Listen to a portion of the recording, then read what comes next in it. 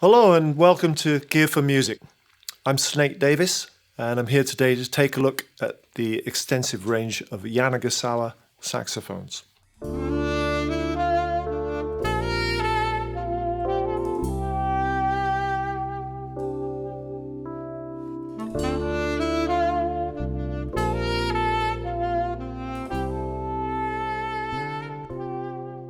I play Yanagisawa simply because they're the best horns I've ever blown. And what makes them the best?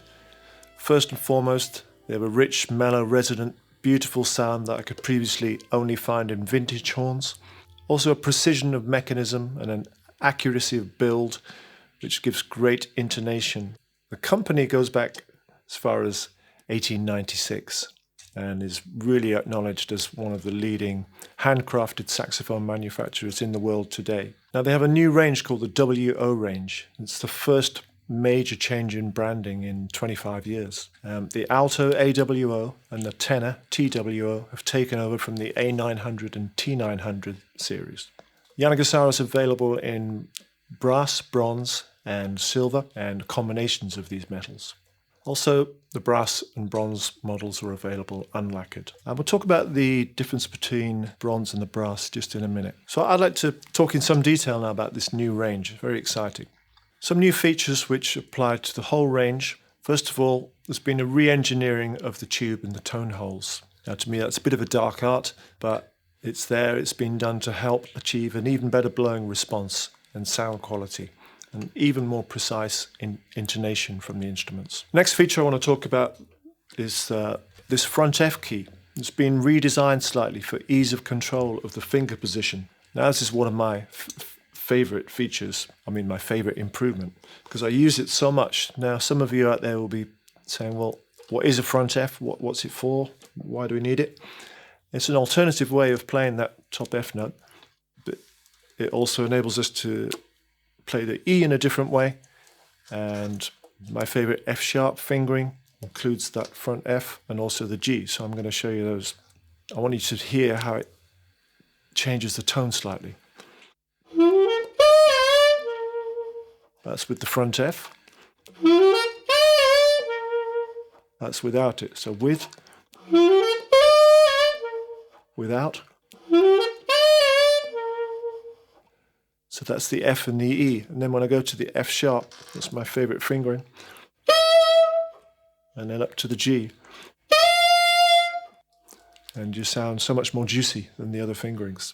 Next feature is these right-hand side keys have had additional feet put under them. And that makes a real difference to the touch and the response, and makes the thing a bit safer and more solid too. The right-hand pinky keys have a different angle for smoother fingering.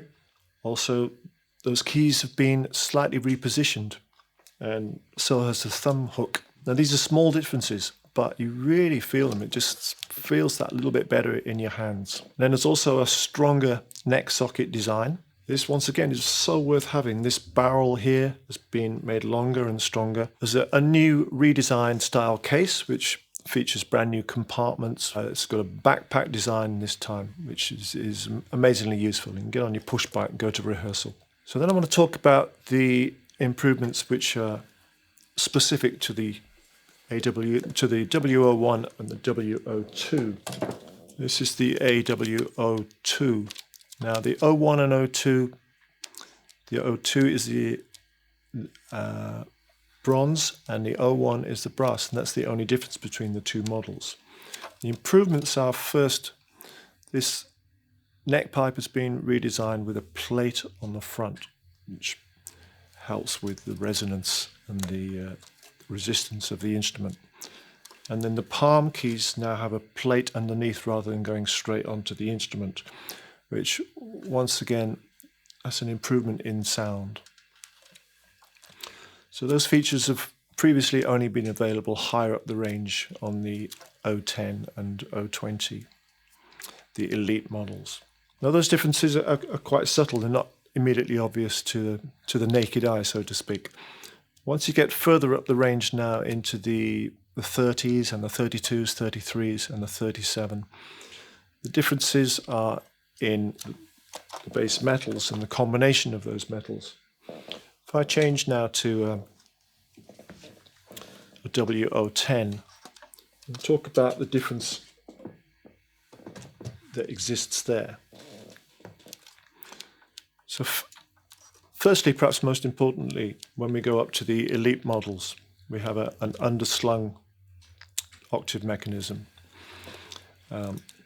That's just slightly quicker and slightly more precise and really, really worth having.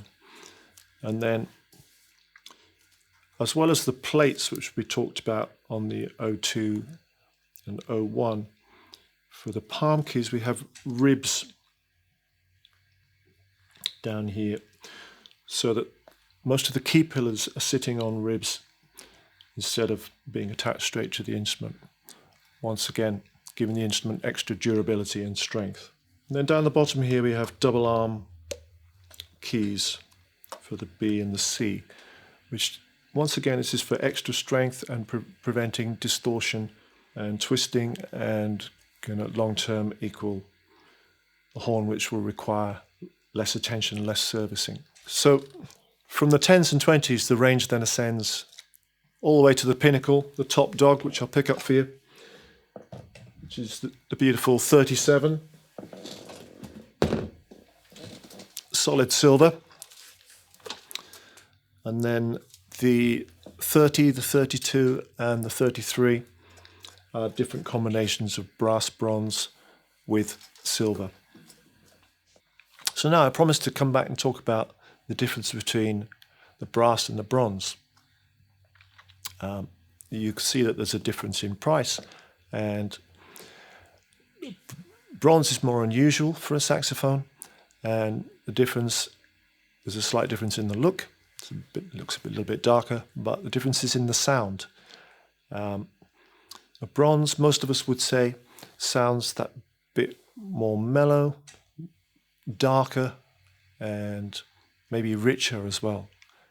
Whereas the brass has more of a ring, it kind of shouts, and it's really down to the individual, it's down to your taste. Does it shout and ring in a good way, or do you like the more mellow sound of the bronze? These are not huge differences, but you'll be able to hear them. If you're a complete beginner, maybe get the guy in the shop to play them for you. So then it's also worth talking about, you'll see a U after some of these model numbers, and the U stands for unlacquered.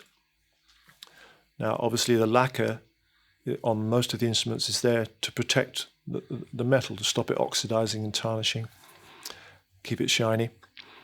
But a lot of us like the way they look when they start going off, when they start tarnishing and going dull. An unlacquered will look as shiny and bright as a lacquered when you first buy it, but within months it'll start oxidizing and tarnishing. But I've got one of my older Yanagisawa altos. This one is, I don't know, 8 or 9 years old maybe. So you can see how it looks now. Looks vintage, retro, crusty, in a beautiful way. I love it. And as I say, that process will start happening within a few months of you buying an unlacquered instrument. Now, many of us maintain that there's a very slight difference in sound too, but it's nothing like as obvious as the difference between bronze and brass. In fact, the absence of lacquer just lets the metal resonate and respond that little bit better. It's so small. I've sat there driving people crazy going, what about this? What about this? What about this? But maybe more in the look that you're thinking again about that, the difference between the different models. I couldn't put my hand on my heart and say that listening back to recordings of my performance, I'd be able to say that's a 32, that's a 30, but when I have them in my hands, when I'm blowing them, I feel the difference and I appreciate it when I play them. Yanagisawa also have a range of baritone, soprano and even sopranino saxes. And I really, as I was saying, I can guarantee that whatever you choose, it's going to give you a complete lifetime of pleasure and wonderful playing.